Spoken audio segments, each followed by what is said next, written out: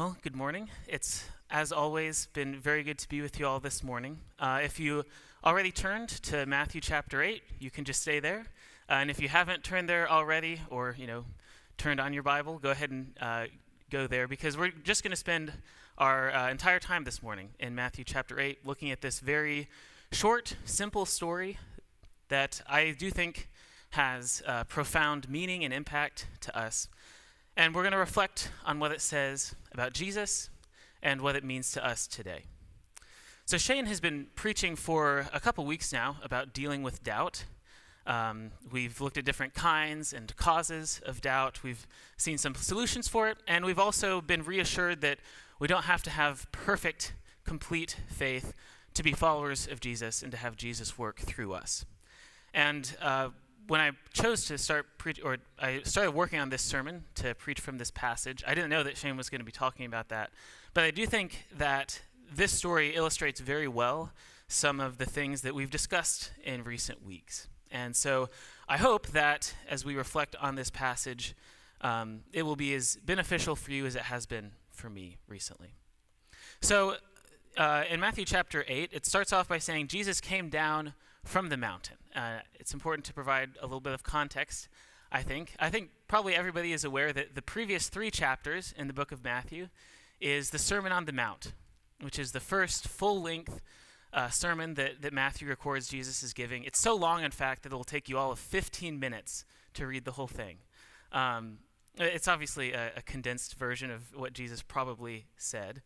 One interesting thing about the Gospel of Matthew is that Matthew doesn't tell the story completely chronologically. He kind of mixes up the order because he wants to make sense of certain themes and passages based on the order of the stories that he tells. So that means that there's a very specific reason why this is the first story after the Sermon on the Mount. There's a very specific reason why this is the first miracle story that Matthew tells us, the way he tells the story of Jesus. And we will talk about that in greater detail towards the end of the lesson, but I think it's important for us to have that in our minds. So for now, let's look at this story in greater detail. So Jesus comes down from the mountain after giving the sermon, and then Matthew says a leper comes to him, a man with leprosy. And I think it's very important for us to think through exactly what this means. Because in the first century, when people read, a leper came to Jesus, there's a number of assumptions that immediately would pop into their heads. But we don't have those same assumptions and understandings or the same context as they would have. So I think just so that we're all on the same page, I think it's helpful for us to just kind of think through what all this means so we can understand what this man's experience has been. So the term leprosy in the Bible refers to any number of skin diseases. It's just kind of a catch-all term. And so the symptoms could have been anything from some sort of swelling or rash all the way to nerve damage or disfigurement. So we don't know exactly what this man's symptoms were, what he was dealing with. But obviously there's a large amount of physical discomfort and pain at a minimum. And unfortunately, leprosy in the ancient world was considered to be incurable. One example of this in the Bible is actually the story of Naaman in 2 Kings. So Naaman, he was a Syrian soldier, he wasn't an Israelite, but he was a Syrian soldier who got leprosy during the time of the divided kingdom. And he heard about this prophet from Israel, Elisha, who did miracles and was able to cleanse leprosy. And so Naaman sends word to the king of Israel and says, "Hey, I'm coming to you to get cured of my leprosy." Now that's all he told the king of Israel. He didn't provide any additional context. So the king of Israel just hears, Naaman is coming up to him and saying, "I want to be cured of my leprosy." And this is his response.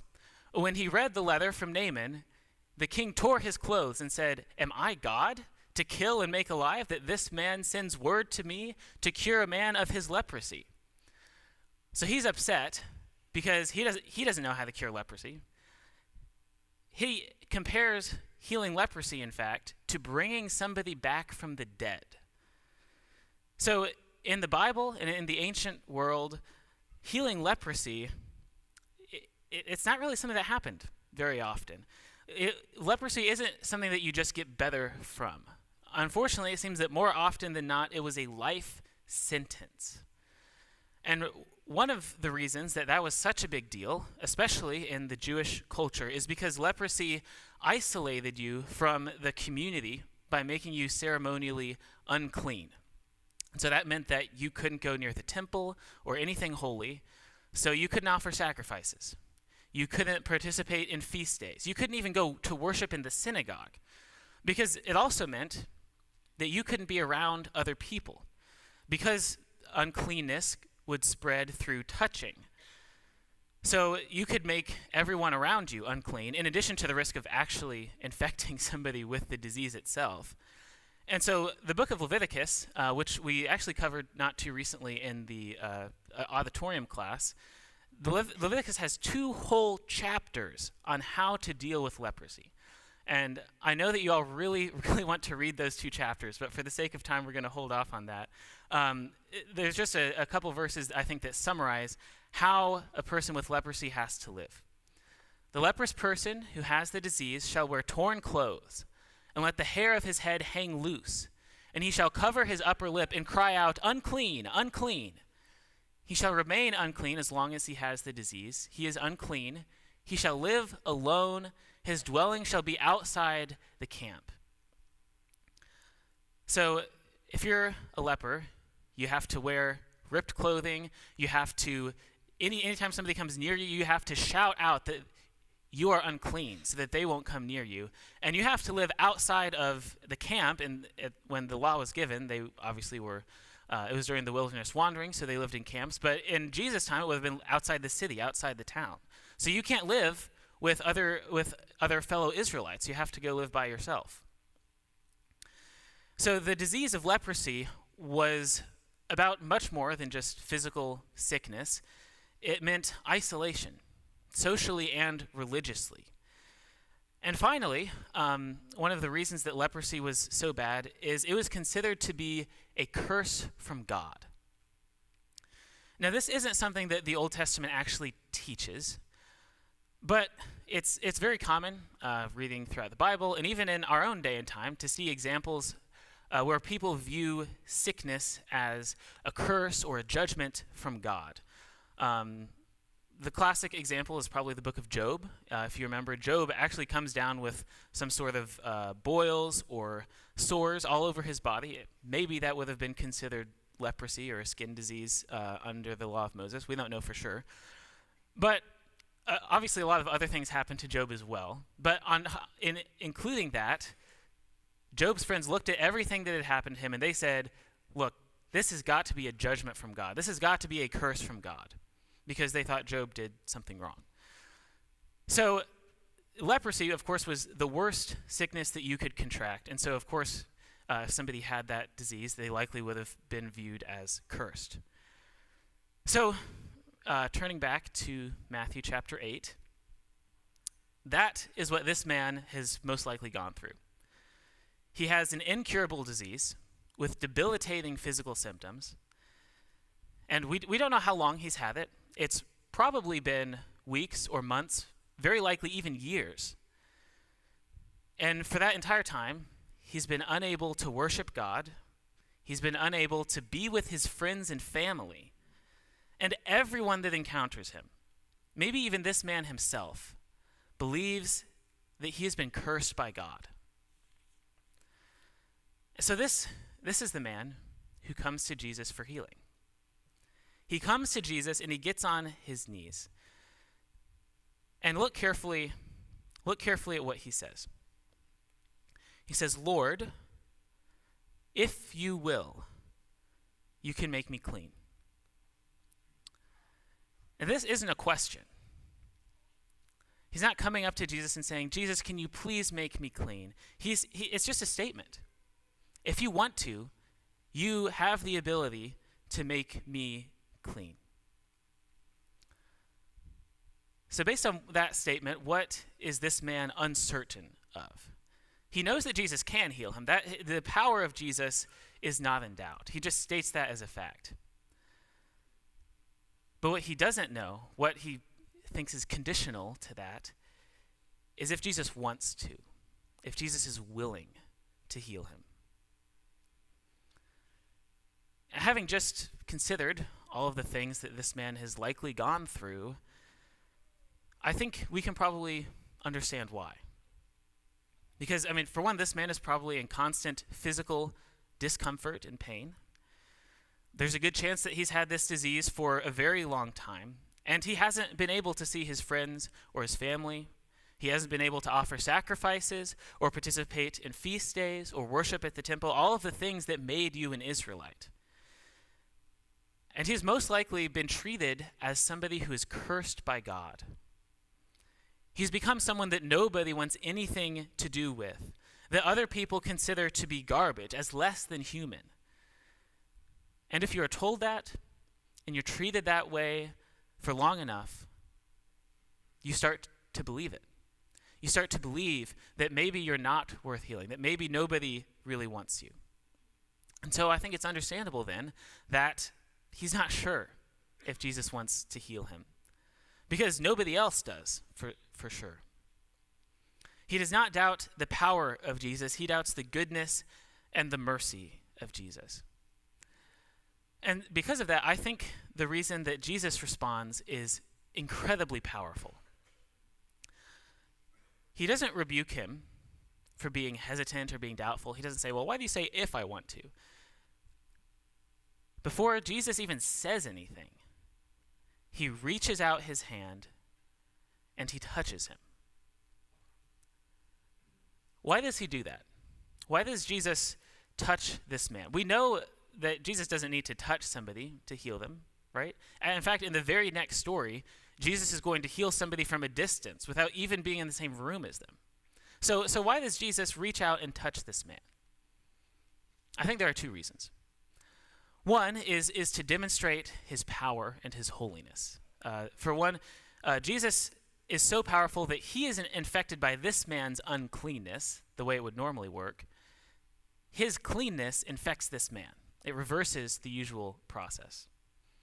But I think the second reason is that Jesus used touch to heal this man because that's what this man needed. This is the first time that somebody has most likely willingly touched this man in weeks, months, years. And there are scientific studies that show if we go too long without physical contact, without touching somebody, we experience what's known as touch starvation, which actually has physical side effects. And the point is, as humans, we need to be touched. And I know a lot of you, myself included, aren't like super touchy-feely, but when we greet somebody, we give them a hug or a handshake. We touch them somehow usually because it's how we welcome each other. It's how we build trust and build relationships. It's how we exhibit openness. And who knows how long it's been since this man has gotten to experience that. Jesus' response to this man's fears and doubts is not to chide him or rebuke him. He shows compassion and empathy in immediately, without hesitation, reaching out to this man and giving him what he needs.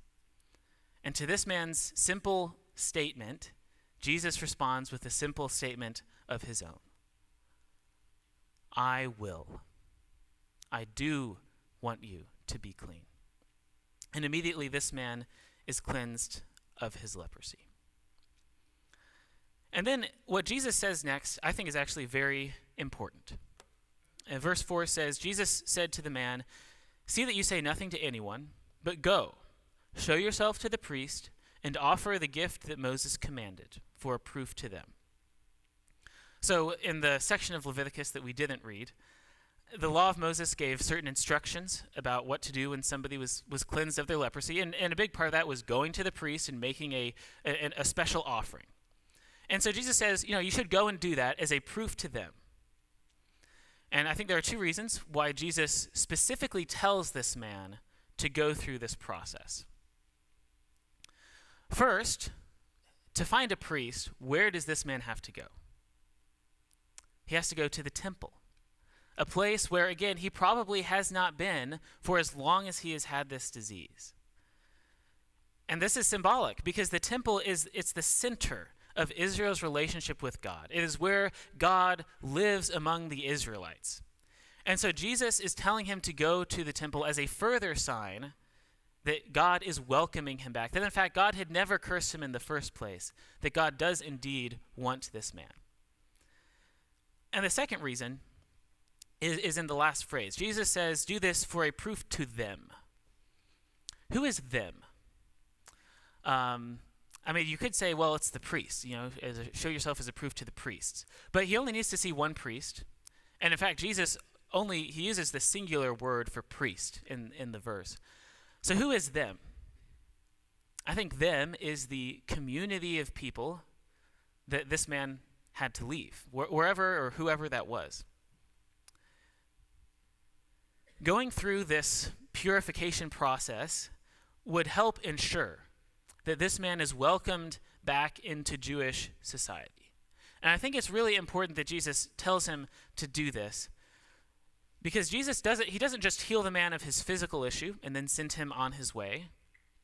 Because after all, this has probably been a traumatic, difficult experience for this man. We talked about how leprosy was so much more than just a physical disease. It has the potential to wear you down emotionally and spiritually as well. And so Jesus, he doesn't want to just make sure that this man is healed physically, but he also wants to make sure that he's integrated back into his family and into his community. Because to fully heal from this experience, this man needs to be with other people that are desiring to follow God, to be God's people, with people that he knows and loves. And so I think that's why Jesus specifically instructs this man to go to the priest. Because it meant that he could fully re-enter Jewish society. He could enjoy the blessings of being a part of God's people. So now that we've gone through the story and thought about what it means, I want us to reflect on what it means for us. And there are two key lessons that I want us to take away. The first one is that just as Jesus reached out to this man in need of compassion and empathy, we need to reach out to others to give them what they need. As I said earlier, the placement of this story is significant. Jesus has just finished preaching a sermon about loving everyone, even the people that you hate, about the blessings of being an outsider, about being truly, deeply generous from your heart. And right away, right after that sermon, Matthew presents us with a story where Jesus meets one of the outsider of all outsiders, one of the most rejected people that you can imagine. Absolutely no one, Jew or Gentile, rich or poor, wanted to be near this man. And so as readers, as we read this story, we should ask ourselves, how will Jesus respond? How far does this radical love and generosity that Jesus is preaching really go? And we don't have to wait very long to find the answer to that. Jesus doesn't hesitate for a second to reach out to this man with compassion. So this story sets the tone for Jesus' ministry. It's a ministry that's characterized by radical compassion and generosity and love. And at the end of Matthew, he passes on that ministry to his disciples. We carry on the mission of Jesus. Now, we all have our own flaws and scars and struggles that we have to deal with. And like I said before, I think it's very significant that Jesus sends this man back to his community at the end of the story. Because Jesus does heal us and cleanse us from our sin and the effects of our sin. But to continue down that path, to be fully healed, we need other people. We need relationships. We need to reach out to each other with the same radical love and compassion that Jesus did. So this man in this story, he needed to be touched. He needed someone to physically reassure him that he was wanted. And so we need to look around at our brothers and sisters and see what each other need. And not just physically. It is great to make meals and to get gifts and provide physical help for each other. I think that is something that this congregation is very good at. But what do we need emotionally? What do we need relationally? And a lot of times that varies from person to person based on our different circumstances and experiences. But no matter what, we need to really truly be there for each other. And not just when it's convenient or easy. It's easy for us to all come together this morning and worship and sing praises and then leave and not talk about what we're dealing with, what our struggles are, what our doubts and fears are. Really, truly being there for each other means being there when it's messy and gross.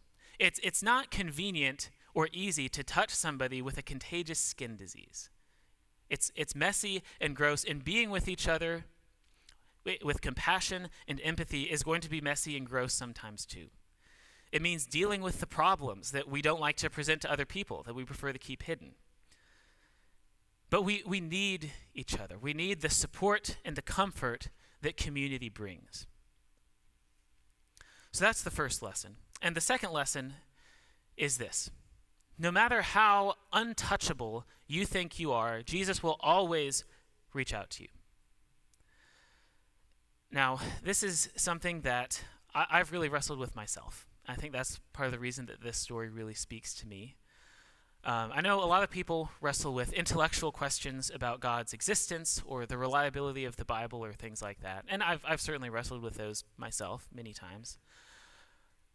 But the biggest doubt that I have frequently dealt with in my life is the same as this man with leprosy. I don't doubt God's existence or his power, but I question whether or not he really wants me. In all my brokenness and my sin, it's hard to see myself as someone that God would care for, that God would reach out to. But in this story, Jesus does not hesitate to reach out to this man. He touches this man's gross, disfigured skin, and he tells him, I am willing. I want you to be clean. And so when I'm really wrestling with this, it's helpful for me to turn to Matthew 26, the story of Jesus in the garden right before he's arrested and executed. And he says this, going a little farther from his disciples, he fell on his face and prayed, saying, My Father, if it be possible, let this cup pass from me. Nevertheless, not as I will, but as you will. When I go to this story and I read it and I think about it, I can't help but feel the absolute dread that Jesus was experiencing at that point. He's looking ahead to the awful, awful death that he's going to have to go through. And he doesn't want that experience. He does not want to be crucified. He says, if it's possible, let this cup pass from me. Don't make me do it. But you know where he comes out of at the end of the garden? He says, may your will be done. He went through with it. And you know why he did? It's because he trusted the will of the Father. He made the will of the Father his own. And the will of the Father is that we would be saved. We would be cleansed, even at such a terrible, terrible cost. Jesus was so willing to reach out to us that he became one of us. And he didn't just touch the skin of a diseased person. He died on the cross to cleanse us and to save us. That is how willing he was. So do we deserve for Jesus to reach out to us and to cleanse us? No. No, we don't. But is he willing to? Absolutely. Without hesitation. So I don't know what you're going through right now in your life. I don't know what you're struggling with and wrestling with. But I promise you this. Jesus is eagerly reaching out to you. Jesus wants you to be with him. He wants to take care of you. So if you haven't already, why won't you accept him? Why won't you kneel at his feet and say, Lord, make me clean? If there's any way that we can help you, whether this is your first time confessing faith in Jesus or whether you need to rededicate your walk, please come forward now and let us help you as we stand and sing. Jesus, a loving shepherd,